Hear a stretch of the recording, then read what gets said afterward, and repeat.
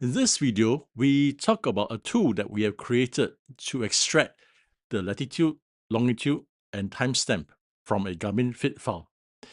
Why are we doing this? Well, we are creating social media videos for Singapore frontrunners. We plan to superimpose a map of our running path inside our videos, which means that we're going to show the actual trail of our runs from the start position to the end position, right? It will be like a series of dots or a trail that will run across the running path from the start to the end. To do that, we're going to extract the latitude and longitude information from an FIT file. What is this FIT file? This FIT file is provided by Garmin. When we wear a watch like Garmin Forerunner, it will record the latitude, longitude, and timestamp inside an FIT file that we can export from the Garmin Connect website. In this case, we have extracted the FIT file from the Garmin Connect website and downloaded it into our hard drive.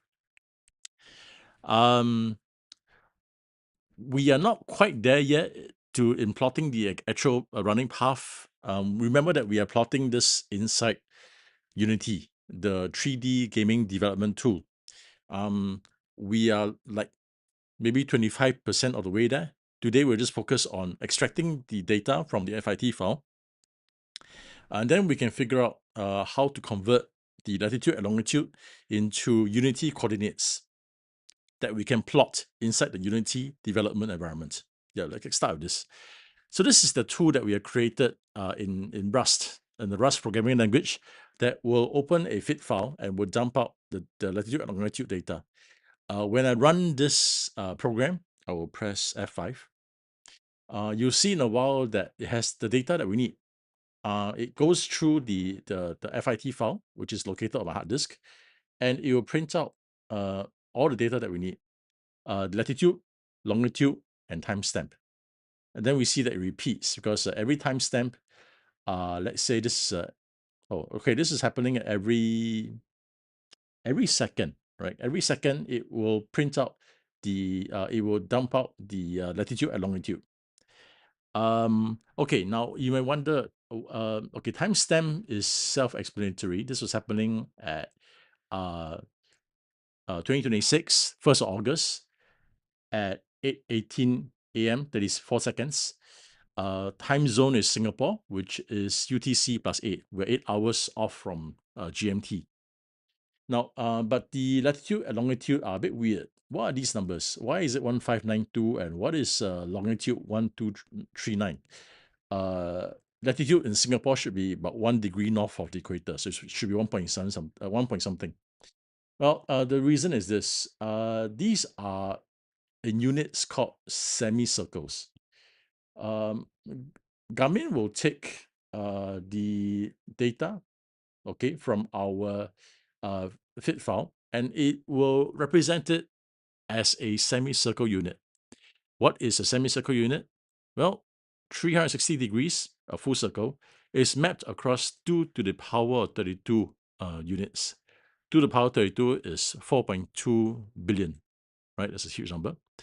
Therefore, to convert the number that we saw earlier on into a degree for latitude, longitude, we need to divide it by this number, 11 million, 11.9 million, right? This will give us the degree, right? Therefore, we will take this number here, divided by 11.9 million, and that will give us the latitude in degrees. We take this number here, divided by 11.9 million, and we will get the longitude in degrees. Yeah. As you can see, the data is all there. How did we get this to work? We made use of a very helpful Rust library called FitParser. If you look at FitParser, there is a it's a utility library that will helpfully parse an FIT file and then extract the data. But when we print the data, it's going to be in a very comprehensive format. For example, let's say I do a print data equals to something, it will print all the data, which has a lot of things inside. It's actually a file with a whole bunch of data. In fact, if you look at the fit file view that we saw earlier on, it has a lot more data that we need. But what we need is just the latitude, longitude, and timestamp. Therefore, what we did when creating our tool is that we search for position lat. When we do that, we discover that um, the kind is a record, and we will have a position lat, a position long, and a timestamp, which is here at the end of the record. There you go, timestamp, right? Therefore, our job is that we need to look for fit data records. Okay, not this. We want to look for fit data. Come on. Okay. We want to look for fit data records that have the record kind. This kind of record will contain latitude and longitude. That's why in our code, we see that it's doing a matching, right? Only if a data kind is record, then we print out the GPS record. Otherwise, we ignore everything else. Then we see that inside the record is a bunch of fields like this, right? So we see that inside the record, there's a position lat field, there's a position long field, as well as other fields that we don't need, like heart rate, cadence, and so on. There's a lot of data here. Therefore, we are doing some filtering. We are looking for fields named position lat, and we print out the value. We look for a field called position long, we print out the value, and we're looking for a timestamp, right? And that's it. The structure of the program is quite easy. It's a lot of data in one single FIT file, but we are doing a simple filtering to get the values that we need. How do we get this source code if you want to run it for yourself? I have published this code on GitHub. If you go into labyuan/fit to Unity, you will see the source code. So, like for example, if you go to SRC and min.rs, this is the exact same Rust code that I showed you earlier on. Right. So just go to this GitHub project and you'll see my code.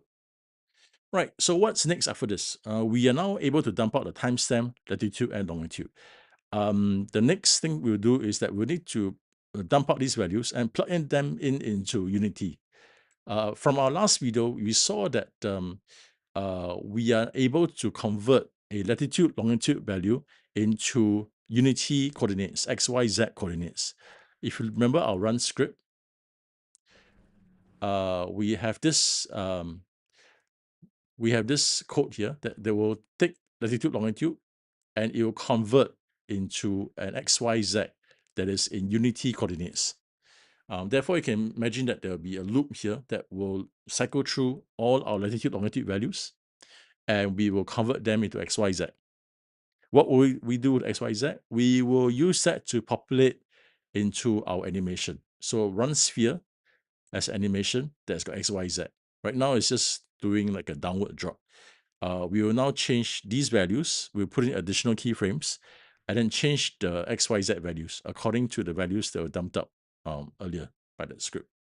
Yeah, so there's a lot of work. This is only the run sphere. We'll need to do the same for the run sealing machine camera. So run sealing machine camera, as explained in the last video, is connected to a run camera spline. And run camera spline is has only got one value, but we need to change this. Imagine that our camera will now be chasing the dot as the dot runs along a path. Well, we need to populate those coordinates, the XYZ coordinates, into the spline, so that the camera can chase after our run sphere. The spline won't be positioned exactly at the same coordinates as run sphere because the camera will not be able to show the sphere if it's obstructing it. Therefore, we need to plant the camera a bit off, a bit behind the sphere, and that will show up in our rendering.